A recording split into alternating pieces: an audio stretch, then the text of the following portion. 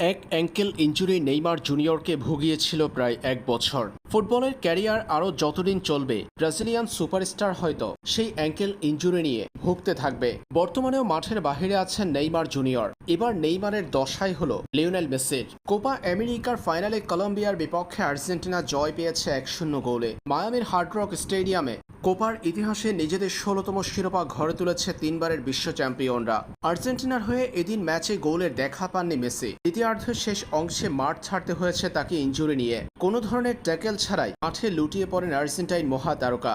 এরপর প্রাথমিক চিকিৎসা দিয়ে লিওনেল মেসিকে মাঠ থেকে বের করে নেওয়া হয়। মাঠ থেকে বেরিয়ে যাওয়ার পর বেশ খানিকটা সময় কাঁদতে দেখা গিয়েছিল 8 বারের ব্যালন ডিওর জয়ী এই আর্জেন্টাইনকে। চোখের জলে মাঠ ভিজানো মেসি অবশ্যই শেষে আর্জেন্টিনার বিজয় উৎসব করেছেন। তবে ক্যামেরা এড়িয়ে যেতে পারেনি তার ফুলা পা।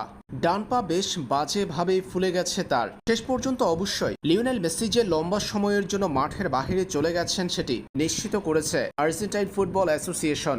বিভিন্ন ছবি ও ভিডিওতে দেখা গেছে লিওনেল মেসির ডান পায়ের অ্যাঙ্কেল ফুলে গেছে খুব বাজেভাবে। সেটা নিয়ে ডাগআউটে বসে অঝরে কেঁদেছেন আর্জেন্টাইন মহাতারকা। মাঠ ছাড়ার সময় তার চোখ থেকে অনবরত জল গড়িয়ে পড়তে দেখা গেছে। ম্যাচ শেষে সংবাদ সম্মেলনে আর্জেন্টাইন কোচ লিওনেল স্কালোনি বলেছেন, ওই অবস্থায় দলের সঙ্গে মাঠে থাকতে চেয়েছিলেন রেকর্ড 8 বারের ব্যালন ডিওর জয়ী এই আর্জেন্টাইন মহাতারকা। লিওনেল মেসির চোটের মাত্রা অবশ্যই তাৎক্ষণিক জানা যায়নি। আর্জেন্টিনা জানিয়েছে তার পায়ে স্ক্যান করা হবে। এরপরই লিওনেল মেসি মাঠে ফিরতে কতদিন সময় লাগবে সে বিষয় সম্পর্কে জানা যাবে।